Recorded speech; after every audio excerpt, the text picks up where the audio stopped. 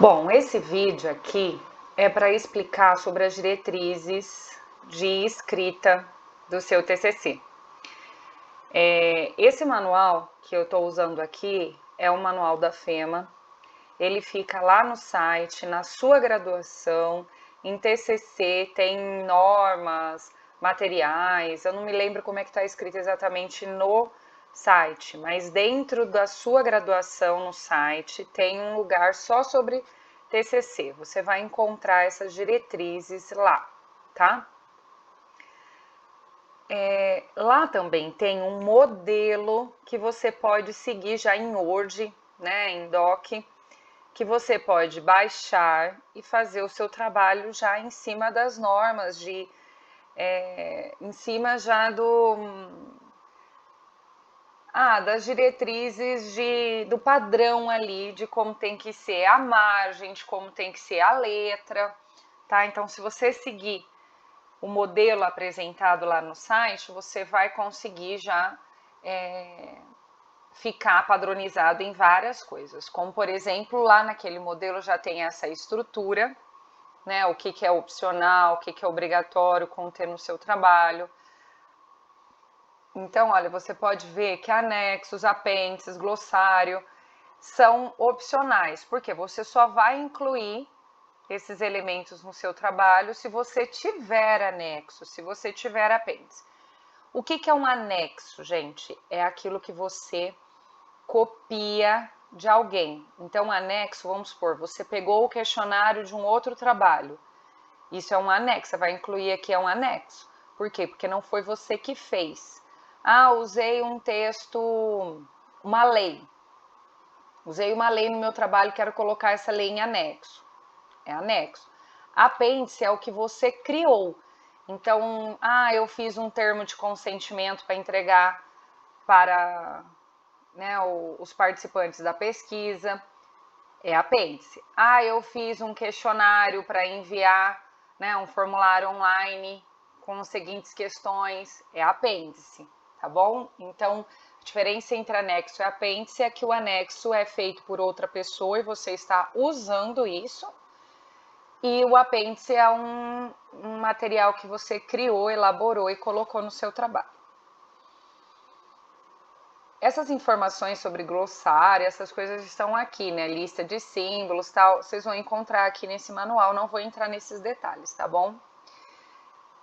Tá, aqui então tá mostrando como que vai ficar o seu trabalho no final das contas, tá? Então, a norma que a gente segue é a ABNT de dezembro de 2005, que é a NBR 14.724. Então, a capa, ela é obrigatória, naquele modelo já tem a capa, você só vai substituir. A folha de rosto é obrigatório. A ficha catalográfica, que também eu ensinei no outro vídeo, mas aqui tem um modelinho. O CDD, que é o número, é igual para todos os cursos, você pode pegar em outros TCC já apresentado ou ver com a biblioteca. Tá? Então fica assim, mais ou menos, a ficha. A folha de julgamento é obrigatória, onde vai estar o nome dos orientadores e analisadores. Dedicatória opcional. Aqui está mostrando exatamente como você vai fazer essas partes do trabalho, que já estão lá, né? A epígrafe, que é uma frase de um autor que você admira, né? Ou que faz parte do seu trabalho. Como eu expliquei, o resumo é obrigatório, né? Você vai colocar todos os elementos que contém no seu TCC, só que de uma maneira resumida, quer dizer, você vai apresentar tudo que tem no seu TCC. A questão de pesquisa, né, o problema que você tenta sanar, os objetivos que você quer alcançar, o método, os resultados mais significativos e as principais conclusões. Então, deve conter no máximo 500 palavras. O resumo é uma das últimas coisas que a gente faz no TCC, porque você precisa ter o seu trabalho pronto para resumi-lo, tá bom? O abstract é o resumo em inglês. A lista de ilustrações é obrigatória a partir do momento que você tem ilustrações no seu trabalho. Se você colocou alguma figura gráfica no seu trabalho, você é obrigado a fazer a lista. A lista de tabelas é opcional. De abreviatura também. A gente só coloca a lista de abreviatura. Opa, como que eu fiz isso? Não sei, gente, como que eu virei isso aqui agora? Deixa eu desfazer. Vamos ver se eu sei virar isso aqui. Ah, tá, entendi.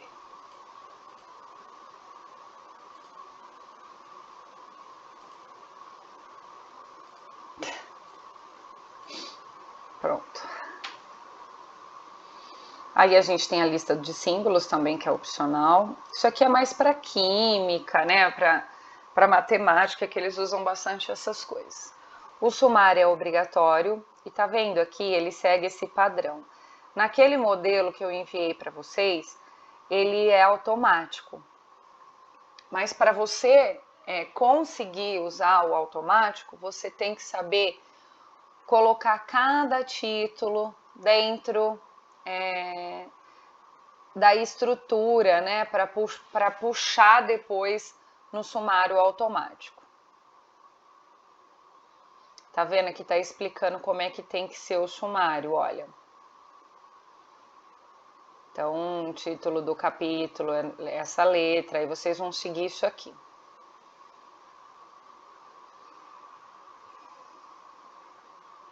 Então, os elementos textuais são compostos, né, pela introdução, desenvolvimento do trabalho e considerações finais. A introdução, ela é praticamente um resumo do seu projeto, tá? O que não tem do seu projeto na introdução? Não tem o método, a metodologia do trabalho e não tem a revisão de literatura. O resto tem tudo, olha aqui, ó. Então, na introdução, você vai fazer primeiro uma contextualização do tema, né, do que se trata o seu trabalho. Aí depois você vai apresentar os seus objetivos gerais e específicos, vai justificar o porquê de estar fazendo esse trabalho. A justificativa é o porquê científico, né? Qual que é a importância de falar sobre o tema que você escolheu, pesquisar o que você está propondo. E as motivações é aquilo que você sente como necessidade pessoal, que você vê como desejo no tema, né? Que é um incômodo particular, tá? Depois, na introdução, também você pode colocar a estrutura do seu trabalho, que é uma apresentação dos capítulos. Então, esse trabalho foi dividido em 3 capítulos, sendo o primeiro introdução, o segundo falar sobre tal coisa, o terceiro tal. Então, você vai contar um pouquinho de como você estruturou o seu trabalho dali em diante, da introdução em diante. Vocês estão vendo que aqui está dividido, tipo, introdução, 1.1 objetivo, mas a maioria das pessoas faz um texto único, tá? Ó, vale ressaltar que o texto da introdução pode ser redigido de 2 formas, corrido ou estruturado. Então, eu procuro sempre fazer um texto corrido, porque eu acho que fica mais bonito, mais gostoso de se ler do que tudo picadinho como tá aqui, tá? Mas fiquem à vontade para fazer diferente. O importante é ter todos esses elementos na introdução. A introdução é uma coisa muito pessoal, né? É como você vê o seu trabalho, é como você estruturou o seu trabalho, é uma apresentação. Então, geralmente a gente não coloca citação. A gente não fala segundo o autor fulano de tal ou de acordo, a não ser que seja algo estatístico, né? Como, vamos supor que você está fazendo um trabalho que fale sobre o número de empresas abertas no ano de 2021. Então, como você vai trabalhar uma coisa muito específica que precisa de dados estatísticos e tal, então você pode até colocar uma estatística aqui e citar o autor, dessa estatística, tá bom?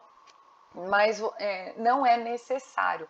Aqui você vai colocar uma apresentação da maneira como você vê, com as suas palavras. Só tem que tomar cuidado com afirmações, com você falar de uma maneira muito assim, é isso.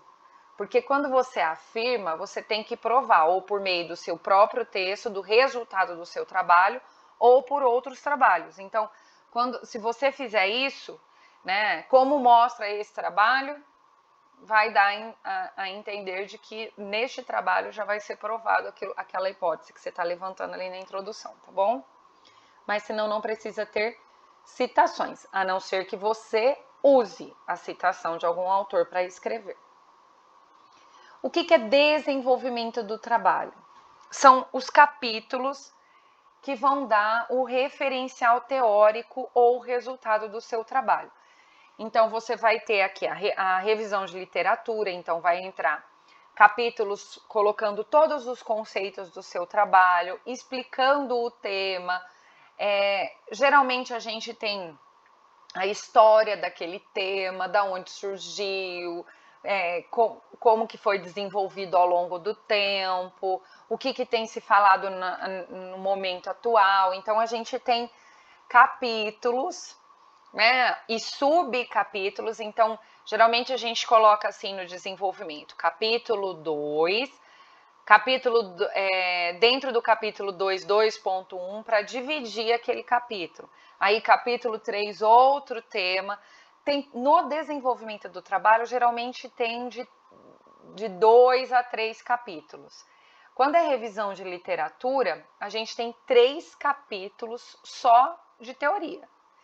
Quando a gente tem pesquisa de campo, que você investiga as pessoas, que você vai procurar saber a percepção, o que as pessoas fazem, comportamento de consumo, por exemplo, geralmente a gente tem 2 capítulos denso de fundamentação teórica, trazendo toda a teoria pesquisada, né? Tudo aquilo que você consegue enxergar na revisão de literatura, né? E a gente tem a parte que é como está escrito aqui, de materiais e métodos e o resultado. Então, por exemplo, a gente tem 2 capítulos densos de revisão de literatura dentro do desenvolvimento desse trabalho, né? Essa revisão de literatura vai trazer todo o levantamento bibliográfico que você achou relevante, que já foi publicado da área, né? Você vai trazer dados históricos, outras pesquisas, outras estatísticas, conceitos, tá? Então, você vai colocar, e eu vou ensinar um pouquinho mais para frente como vocês vão fazer isso, as citações dos autores que vocês pesquisaram.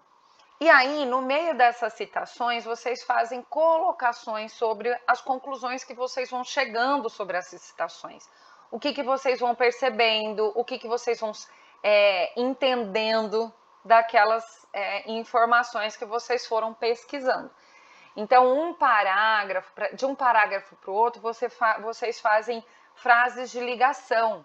Percebe-se que motivação é tal coisa, né? Compreende-se que o comportamento de consumo é baseado em tais coisas, que é as conclusões que vocês chegam ali daquilo que vocês estão escrevendo.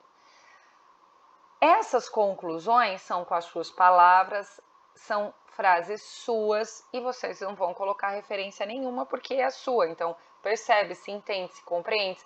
Agora, tudo aquilo que vocês colocarem, que vocês viram em sites, artigos e livros, vocês vão colocar, referenciar o autor ou o site dessa teoria. Tá ok? E aí essa revisão de literatura é a base teórica do seu trabalho, é o que fundamenta as suas hipóteses, tá bom? E o que é uma revisão de literatura, né? O que entra como revisão de literatura? Anuários, bibliografias, periódicos de indexação e resumos, índices, tudo, vídeos, tudo aquilo que vocês conseguirem mensurar como pesquisa de outras pessoas. Só que a gente vai dar preferência para pesquisas científicas, para sites importantes, por exemplo, o Ministério do Trabalho, da Saúde, da Educação, sites de conselhos, tá? IBGE, coisas que são realmente científicos, provados, né? A gente não vai usar blog, nós não vamos usar opiniões de pessoas da internet, ok? A gente vai usar bases teóricas e científicas. Aí vamos supor, você fez 2 capítulos aqui da revisão de literatura. Se você for fazer uma pesquisa de campo, se você for conversar com pessoas, se você for fazer pesquisa documental, por exemplo, que é olhar material, olhar banco de dados de hospitais, banco de dados de agências, se você for fazer algum trabalho que envolve uma pesquisa de ir lá e investigar por meio da observação, por meio da análise de dados, por meio de questionários, você precisa criar um capítulo que apresente os materiais e métodos utilizados, e aí você vai descrever detalhadamente, né, quais foram os procedimentos. Então, você vai colocar lá que instrumentos você utilizou para realizar essa pesquisa, quem foi o seu público-alvo, quantas pessoas participaram dessa coleta, vai anexar ou colocar um apêndice do seu questionário, né, daquilo que você utilizou para recolher essa informação. Aqui no Materiais Mestres, você vai descrever detalhadamente. Foi realizada uma pesquisa bibliográfica por meio de sites, de livros, os bancos de dados mais utilizados foram Cielo, aí você vai colocar quais foram os bancos de dados, as palavras-chave de pesquisa, se for uma pesquisa de campo, você vai colocar, né? Foi realizada uma pesquisa com pessoas de tal idade a tal idade, de tal sexo, trabalhadores, professores, profissionais da área da saúde, aí você vai descrever essa população. Quem você pretendeu investigar e quem você conseguiu investigar, tá ok? Depois que você falar sobre os materiais e métodos, você vai apresentar os resultados. Então, diante desse questionário, diante dessa coleta de informações, percebeu-se os seguintes resultados, apresentou-se os seguintes resultados. E aí, se você utilizar pesquisa fechada, de múltipla escolha, de escala, que a pessoa responde, dá uma nota, coloca um número, que vira uma porcentagem ou uma quantidade ali, você pode transformar os resultados, apresentar esses resultados em tabela ou em gráficos. Pode apresentar figuras, né, que mostrem o seu trabalho ali, tá? Vai depender de como vai ser a sua pesquisa. Aí, desculpa, gente.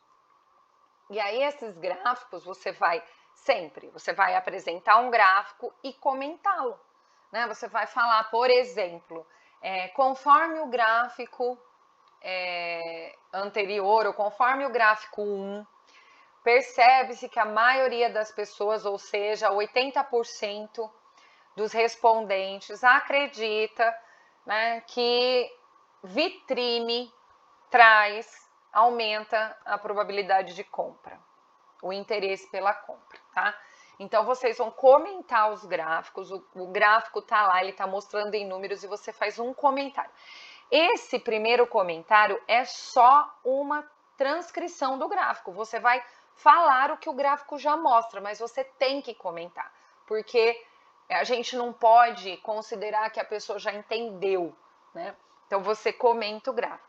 Depois que você comenta o gráfico, você faz uma amarração com a sua teoria, né? Como mostra Amaral 2019, né, as pessoas costumam parar, olhar a vitrine e entrar para comprar, ou né, o que foi o que Amaral colocou sobre isso. Aí você faz um comentário ali do Amaral, dizendo que o resultado daquela sua pesquisa condiz com o que a teoria traz, né? Isso daí se chama discussão dos resultados. Quando a gente apresenta um gráfico e a gente assim, como que eu vou saber se o resultado da minha pesquisa o que trouxe o resultado da minha pesquisa? Porque existe uma teoria, existem outras pessoas falando sobre isso, né? E, por exemplo, quando eu ensino estudo do comportamento do consumidor para alunos de publicidade, eu falo para eles que as pessoas são influenciadas por aspectos sociais, como, por exemplo, a opinião dos seus amigos. Você pode perguntar na sua pesquisa de campo para as pessoas envolvidas na pesquisa quem são as pessoas que elas costumam ouvir ou perguntar, questionar sobre uma compra. E aí as pessoas vão responder lá assim, os amigos, ou então elas vão colocar, não pergunto para ninguém. E aí você vai discutir isso com a teoria que já foi apresentada sobre estudo do comportamento do consumo. Então você vai falar assim, percebe-se que hoje em dia as pessoas não são tão influenciadas pela opinião dos amigos, porque não perguntam, porque... Deu para entender isso aí? Então é mais ou menos assim que a gente discute. Todo gráfico precisa ter coerência com a teoria. Você não vai criar uma pergunta no seu questionário aleatória. A pergunta que você criar no seu questionário, ela tem que ter base teórica, tem que ter saído da teoria. Então, você só vai perguntar sobre a motivação das pessoas que está lá na sua teoria escrito, né? As pessoas se motivam por dinheiro. Então, você vai perguntar isso no seu trabalho porque você escreveu isso. Você vai perguntar isso na sua pesquisa porque você escreveu isso no seu trabalho, ok? Aí você vai apresentar nos resultados gráfico, comentário, discussão. Gráfico, comentário, discussão. Tabela, comentário, discussão. No final de todos os resultados apresentados, você faz um fechamento, tipo uma conclusão, porque, gente, ó, toda vez que você mudar de um capítulo para outro, de um subcapítulo para um capítulo, você precisa fazer um fechamento ali. Você precisa fazer uma frase finalizando aquele assunto para começar outro.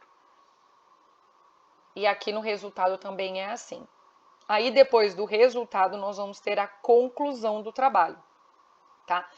E a conclusão do trabalho é responder. A gente responde a questão de pesquisa, né? Todo mundo tem uma questão, um problema e uma questão que você colocou lá no seu projeto. Quando você vai concluir o seu trabalho, na conclusão que não passa de uma folha, você vai começar respondendo a sua pesquisa, respondendo a sua pergunta.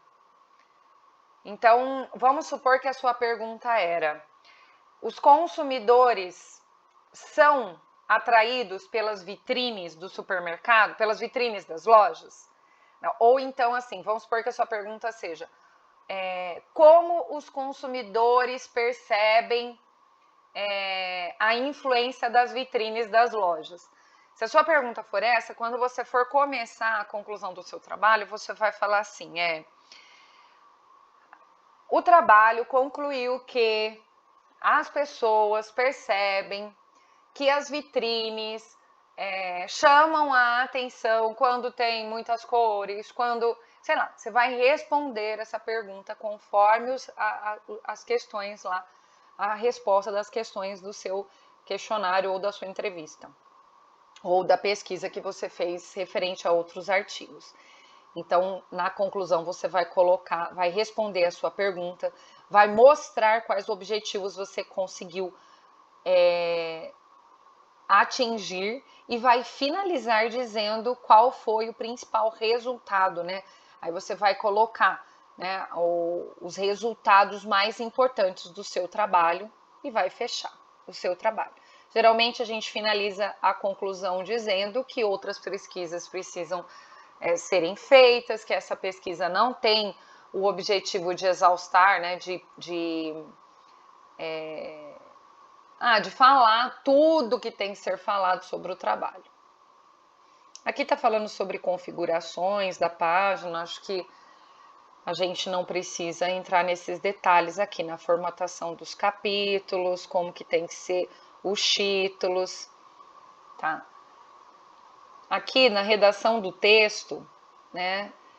Especial atenção deve ser dada à redação de monografias para que o conteúdo seja compreendido pelos leitores. A gente tem que tomar muito cuidado com a maneira como a gente escreve o nosso português, tentar né, ser o mais adequado possível. O trabalho é um trabalho de uma linguagem formal. Nós não usamos eu e o nós. É muito difícil você colocar o nós. Quando a gente faz um trabalho, um TCC em grupo, pode até ser que a gente use o nós para falar sobre o trabalho, mas é muito assim pessoal.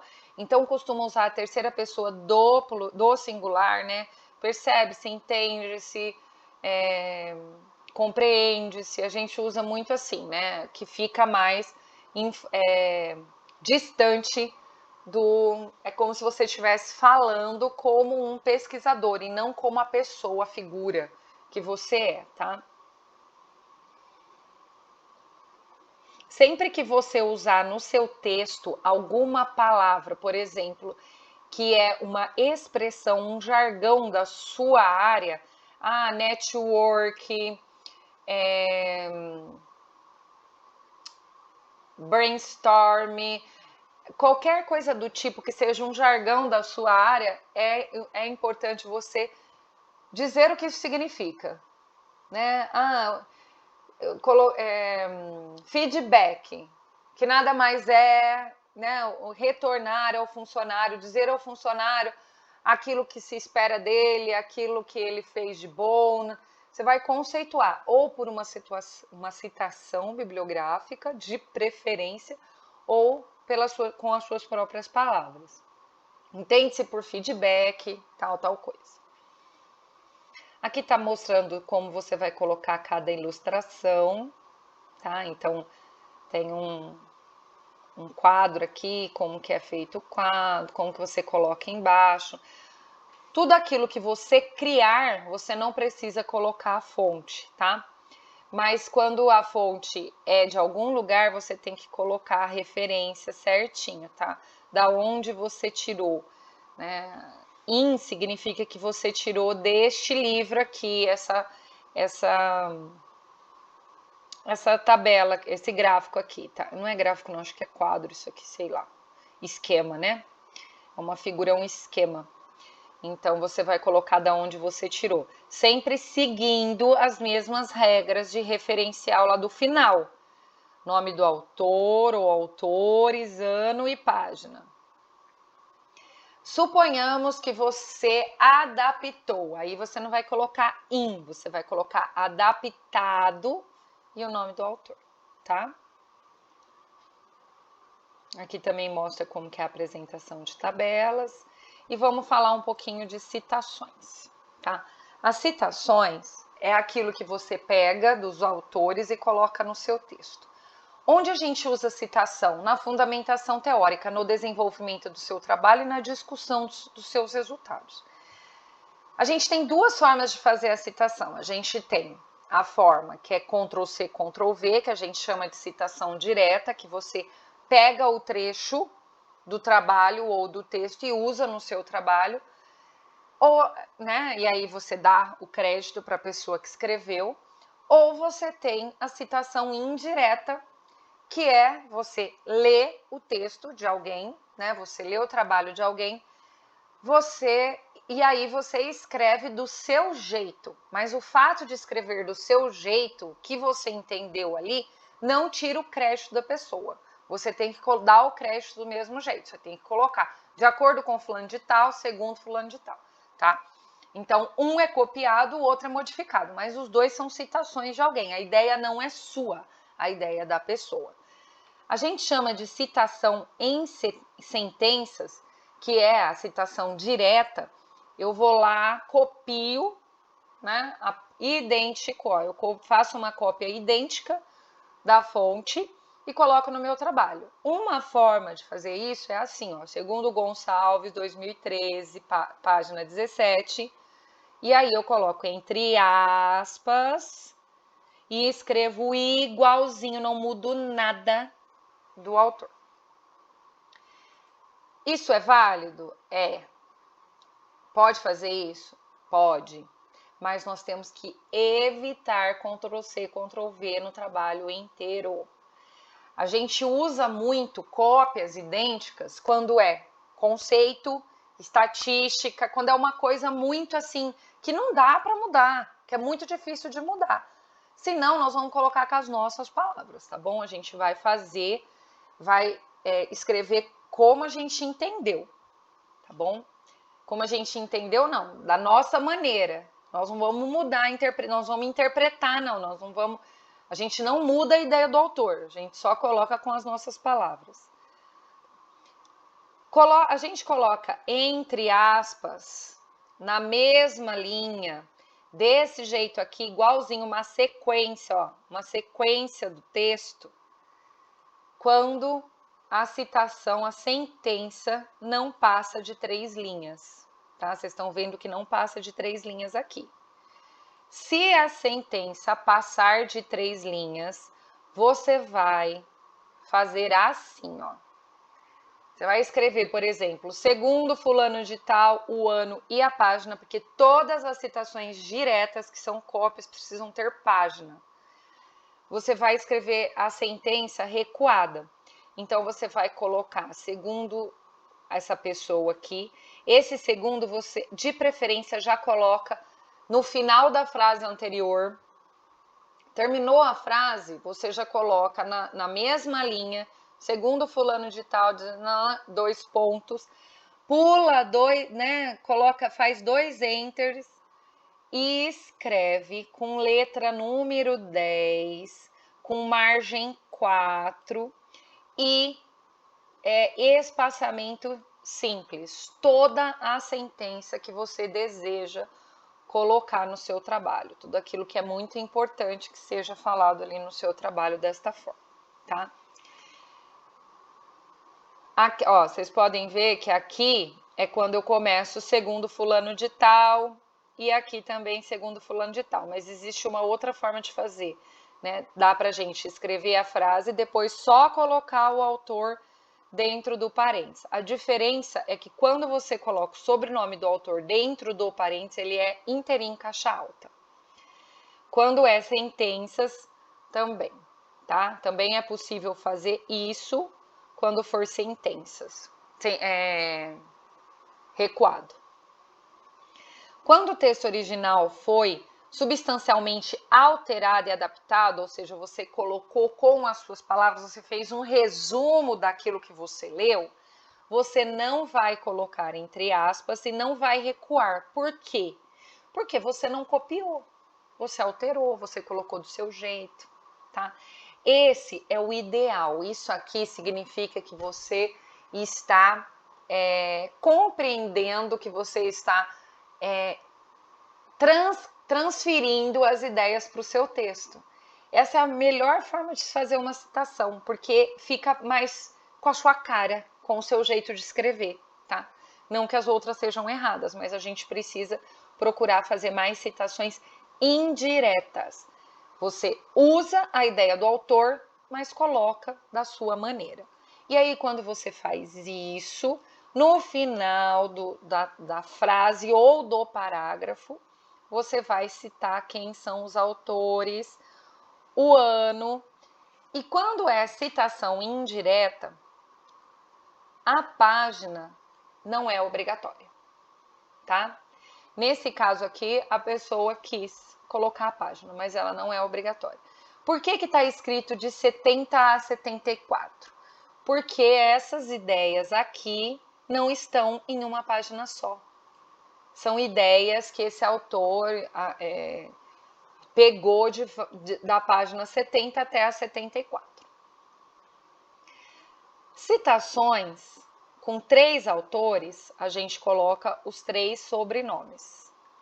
Citações com mais de 3 autores, a gente coloca et al, ok? Independente do tipo de citação. O que é um APUD? Que é abominado, na verdade, por muitas pessoas, né? O APUD é uma citação da citação. Como assim, professora? Por exemplo, você pegou um artigo do Martins. Martins escreveu um artigo sobre neurociência. Quando ele estava escrevendo esse artigo, ele pegou, né, um autor chamado Silva, com o sobrenome Silva, e citou no seu trabalho. ele foi lá e citou. Segundo Silva, nananana, Martins citou Silva, certo? Quando você vai ler o seu trabalho, você vê que essa citação feita por Martins de Silva é muito legal. Você gostaria de usar no seu trabalho. Só que ele citou Silva indiretamente. O que é aí, né? De que forma? Ele escreveu o que Silva escreveu com as suas palavras. Então, o Martins citou o Silva com as próprias palavras, então ele modificou o texto de Silva. E para você citar esse texto modificado, você tem que colocar que você pegou a citação de Silva, conforme Silva, e o ano que está lá no texto do Martins. Apud Martins, quer dizer, apud significa tirado de, né? Encontrado em. Apud Martins, que é o dono do artigo, o ano do artigo do Martins e a página do artigo. E aí você vai colocar essa citação copiada, porque você não vai mudar uma citação que já foi mudada, senão vai dar uma confusão tremenda. Já pensou? Você já copiou a citação do Silva, que foi o Martins que escreveu, e ainda você vai pegar e colocar com as suas palavras? Vai ficar uma confusão total. Então, a apud a gente deve evitar. Mas caso você queira colocar, porque você não encontra o trabalho de Silva, porque se você for lá nas referências, vai ter lá as referências de Silva bonitinho. Você pode ir no trabalho de Silva e achar essas referências e usar o trabalho direto de Silva. Mas às vezes a gente não encontra e quer fazer um apud. Então aí você vai fazer desta forma, tá ok? É meio complicado o apud, mas eu posso explicar depois. A gente vai evitar o apud. Se você olhou o artigo de Martins e a citação de Silva é uma cópia fiel, tá escrito lá Silva 2019, página tal, e a citação está entre aspas ou recuado, você pode usar essa frase, essa parte no seu trabalho sem colocar apud. Por quê? Porque o Martins usou uma citação direta, ele copiou e colou. Se você copiar e colar, ou mesmo que você modifique, você não vai estar copiando do Martins, porque o Martins não se meteu na história, ele só Ctrl+C, Ctrl+V. Tá? Então, aí sim, se for uma citação direta, você vai citar quem foi citado. Mas se for uma citação modificada, você vai fazer um apud. Dúvidas a gente tira depois, porque é bem complicado isso daqui. Aí, aqui, ó, gente, vocês vão encontrar tudo que vocês podem acabar usando no seu trabalho e como você vai citar no texto e nas referências finais, tá bom? Eu não vou falar de uma por uma, porque não precisa, é só vocês seguirem aqui. Mas vocês podem ver, né, que dá a diferença, tá? Nota de rodapé a gente só coloca quando é uma fonte informal, né? Uma notícia que você pegou num. Aqui tá falando o que é, tá? Como coloca as palavras estrangeiras. Então, todas as palavras estrangeiras que não são usadas no vocabulário português, porque, por exemplo, feedback é usado no vocabulário português, marketing é usado no vocabulário português. Então, a gente não vai colocar, né, assim, ó, em itálico. Mas se for uma palavra, né, muito difícil de se ver, aí a gente faz isso, tá bom? Toda vez que você usar uma sigla, por exemplo, você começou lá a escrever o seu trabalho e aí você vai falar do MEC no seu trabalho. Tudo bem, todo mundo sabe o que é MEC, mas você tem que fingir que as pessoas não sabem. Então, a primeira vez que você vai usar uma sigla, TCC, MEC, IBGE, você tem que colocar o nome completo da sigla entre parênteses. Ministério da Educação, MEC é Ministério da Educação e Cultura, né? Então você coloca lá, o que significa aquilo, tá bom? Sempre explica. Se você fizer isso e não tiver muitas siglas, você não precisa criar uma lista só para siglas. Então, só para a gente finalizar aqui falando sobre as considerações finais, que eu já falei lá para cima um pouco, mas eu vou repetir aqui. As considerações é a parte final do seu trabalho e vai mostrar, assim, o principal resultado. Então, você vai responder a sua pergunta de pesquisa, você vai checar as suas hipóteses, você vai afirmar os seus objetivos concluídos. Então, esse trabalho tinha como objetivo investigar isso, né? Tinha esse objetivo, você vai colocar assim, conforme o objetivo desse trabalho foi identificado tal. Então, você vai mostrar nessa consideração final ou conclusão aquilo que você conseguiu por meio do seu trabalho, os principais resultados, os objetivos atingidos, as hipóteses que você concluiu, tá? E fechar com uma conclusão macro aí, uma conclusão geralzona do trabalho. O que você indica de pesquisas futuras e tal. Sobre as referências, gente, para cada tipo de referência, se você for usar TCC, tem um jeito de colocar. Se você for usar congresso, tem um jeito de colocar. Se você for usar revista, resumo em eventos, para cada coisa, ó, como que se referencia a revista? Tem diferença, tá? Principalmente no negrito. A maioria começa com sobrenome de autor, mas a gente vai, por exemplo, no Ministério do Trabalho não tem autor. Ou melhor, o Ministério do Trabalho é o autor, não tem um sobrenome de alguém. Então você vai começar Brasil, sempre que for do governo, a gente começa com Brasil, tá? Brasil, ponto. Aí você vai falar Ministério da Educação. Deixa eu ver se tem aqui para eu mostrar essa.